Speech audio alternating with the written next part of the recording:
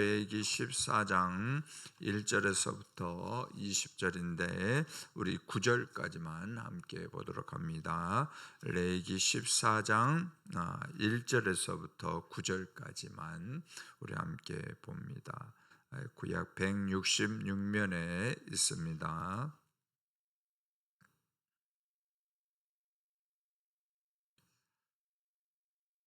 자, 우리 함께 교독합니다. 여호와께서 모세에게 말씀하여 이르시되 나병한 자가 정결하게 되는 날에 규례는 이러하니 곧 그 사람을 제사장에게로 데려갈 것이요 제사장은 진영에서 나가 진찰할지니 그 환자에게 있던 나병 환부가 나았으면 제사장은 그 정결함을 받을 자를 위하여 명령하여 살아있는 정결한 새 2마리와 백향목과 홍색실과 우슬초를 가져오게 하고 제사장은 또 명령하여 그 새 하나는 흐르는 물 위 질그릇 안에서 잡게 하고 다른 새는 산채로 가져다가 백향목과 홍색실과 우슬초와 함께 가져다가 흐르는 물 위에서 잡은 새의 피를 찍어 나병에서 정결함을 받을 자에게 7번 뿌려 정하다고 하고 그 살아있는 새는 들에 놓을지며 정결함을 받는 자는 그의 옷을 빨고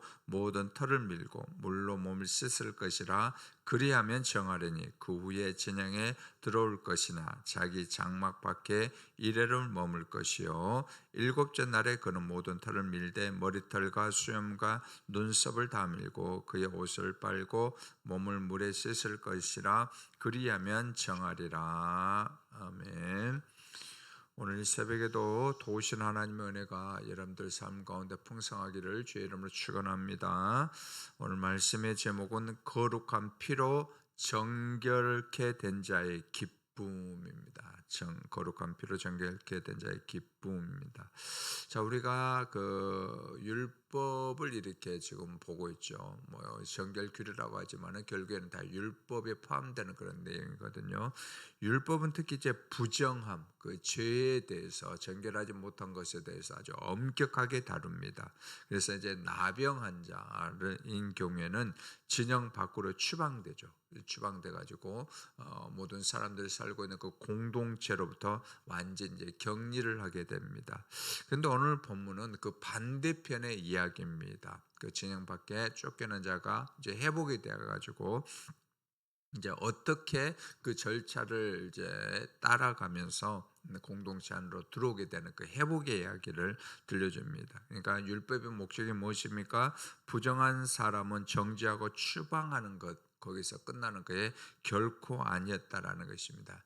여러분들 그 율법의 큰 축이 있죠. 하나는 무엇입니까? 하나님의 사랑, 하나는 그 이웃 사랑이죠. 그 축을 오늘 그대로 우리 가운데 또 보여주고 있는 것을 보게 됩니다. 그래서 하나님은 거룩함을 잃었던 그 나병한 자, 그 백성이 회복되어 가지고 돌아오는 것을 동일하게 기뻐한다라는 것입니다.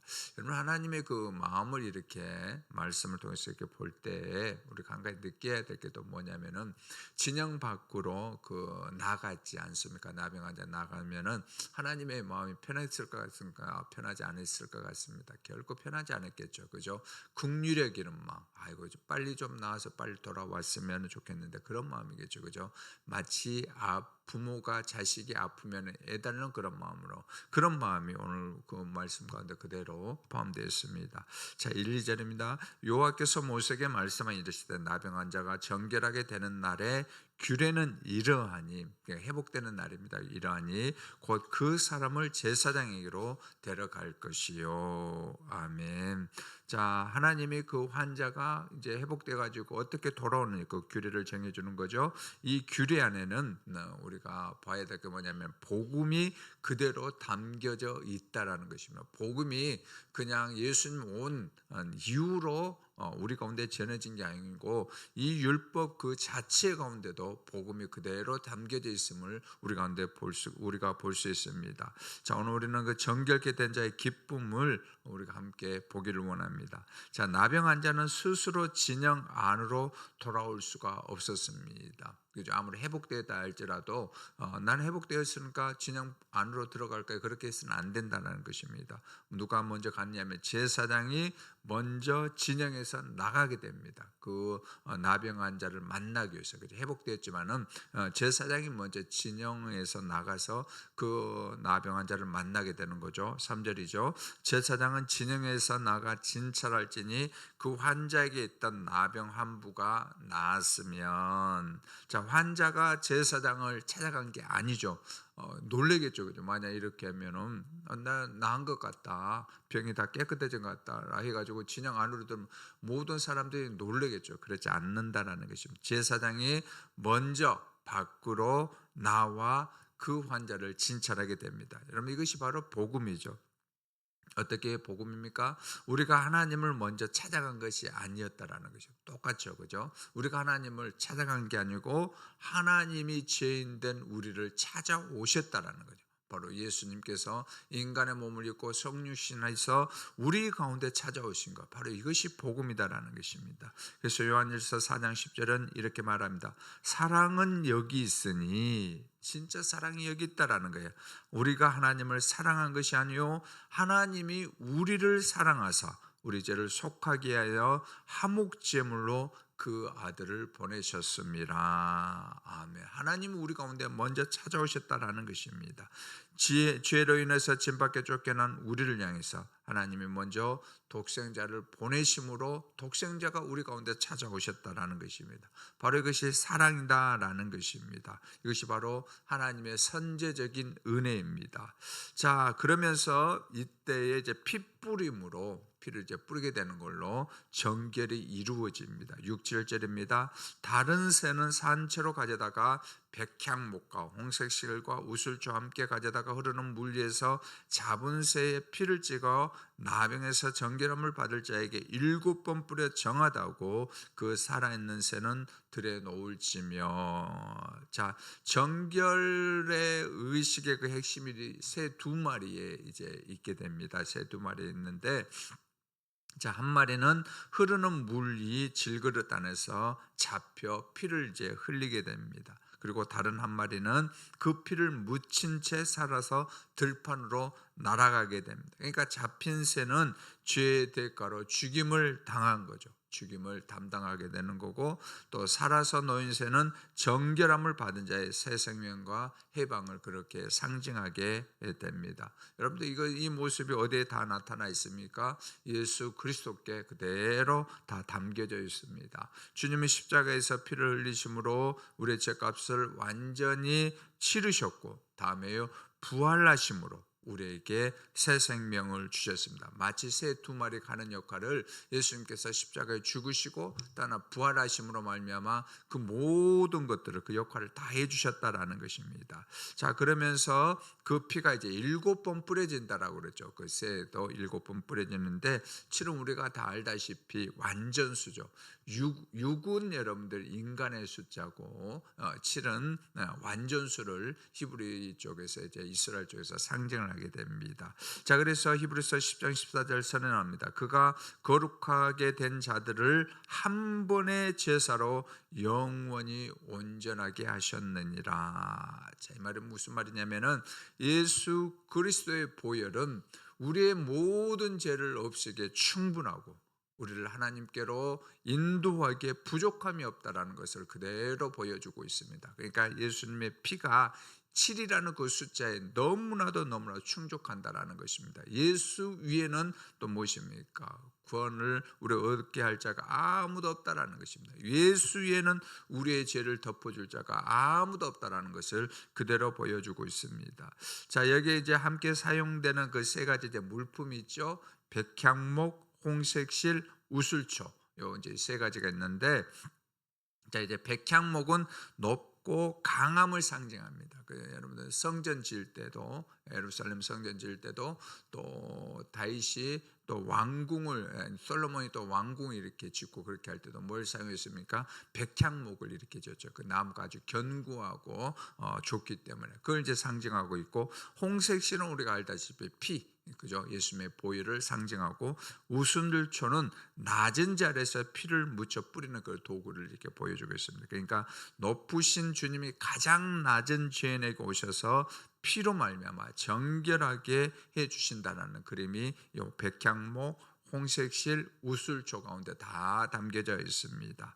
자, 그리고 나서 이제 피와 기름, 피 있지 않습니까? 그 피, 그 새가 죽었을 때 흘리는 피, 그리고 또 기름이 하나 있는데 그 기름이 세 곳에 이제 발라집니다. 자, 14절 18절입니다. 14절, 제사장 그 속건제물의 피를 취하여 정결함을 받을 자리에 오른쪽 깃뿌리와 오른쪽 엄지손가락과 오른쪽 엄지발가락에 바를 것이요. 여기 계속 이제 반복되는 게 나오죠. 오른쪽이라는 거죠. 거기에 나오고 있고, 18절입니다. 이번에는 기름인데 아직도 그 손에 남은 기름은 제사장이 그 정결함을 받는 자의 머리에 바르고 제사장은 여호와 앞에서 그를 위하여 속죄하고. 아멘.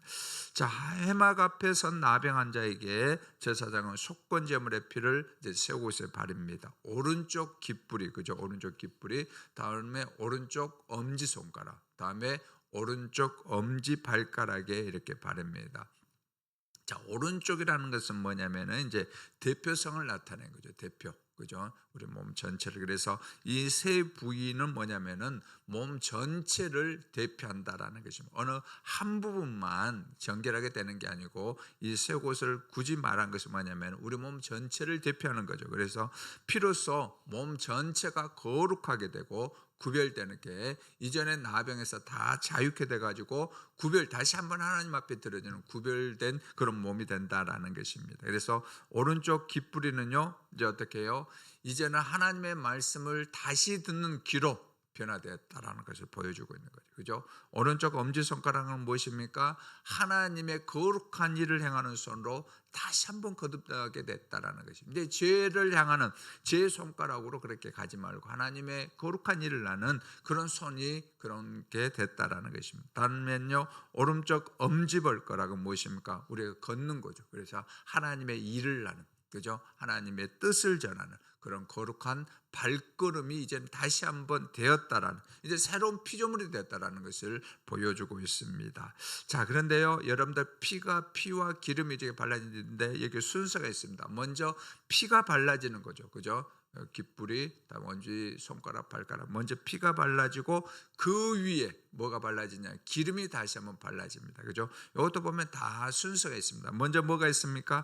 피가 있고 그 다음에 기름이 있는 거죠. 여러분, 기름은 무엇일까요? 이제 신약시대에 보면 성령 충만함이죠. 마찬가지입니다. 여러분들, 우리도 먼저 죄 사함의 은혜를 받고 그 다음에 우리 가운데 무슨 은혜가 주어질까요? 성령의 충만한 은혜가 우리 가운데 주어진다라는 것입니다. 이게 순서입니다. 그래서 먼저 우리를 거룩하다, 칭의라고 그러죠.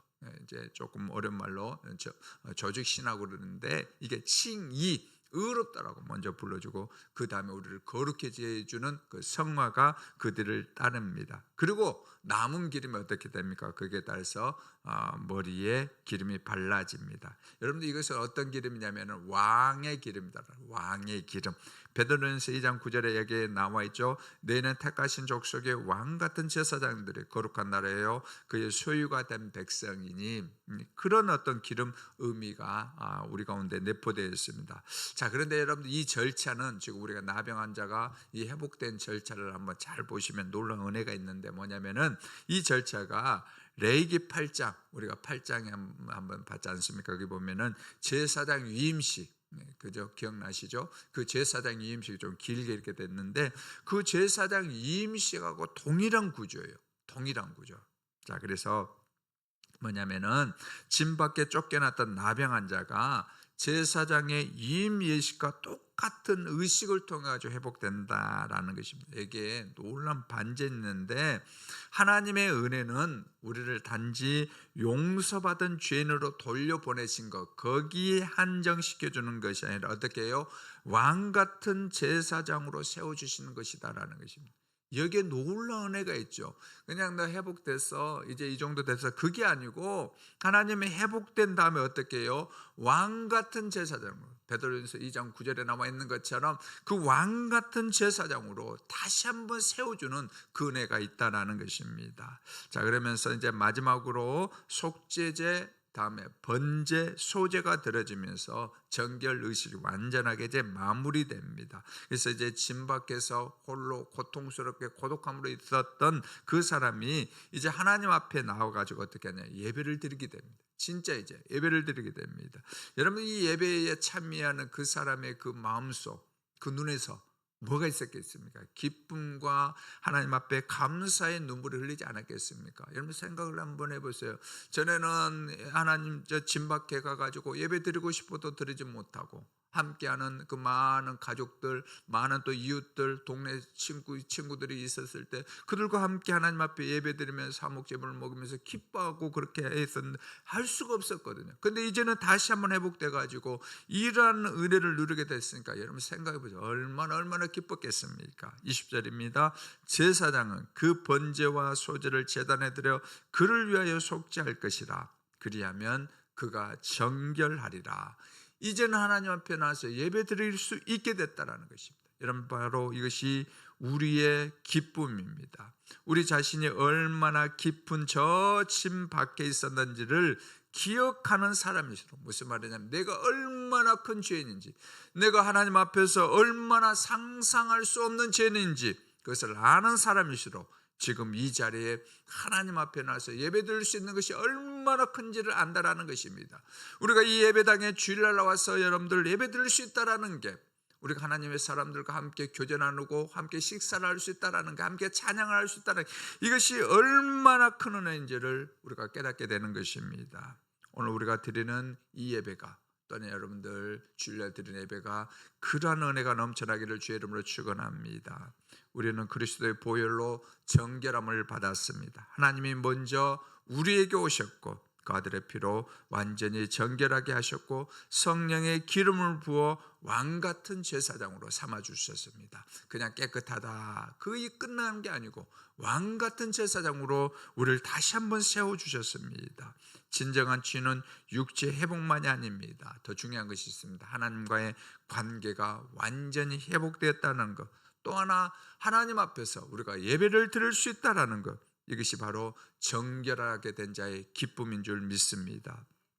우리는 예수 그리스도께서 자기 피로 사신 거룩한 새 생명들입니다. 오늘도 그 보혈의 은혜를 깊이 감사하며, 우리가 이런 피가 어디에 뿌려졌다 있습니까? 귀에 뿌려졌다는 것은 무엇입니까? 좋은 얘기를 들음으로, 그죠? 복음의 얘기를 들음으로, 하나님의 이야기를 들음으로 또한 행하는 거죠. 우리의 손을 가지고 하나님께서 원하시는 기쁜 여러분들 일들을 행함으로, 또 하면 걸음 어떻습니까? 하나님께서 기뻐하시는 전도를 하는 그런 것들을 행함으로 주님께 드려지는 이 하루가 되어지기를, 그래서 주님께서 주시는 복을 누리는 이 하루가 되어지기를 주의 이름으로 간절하게 축원합니다.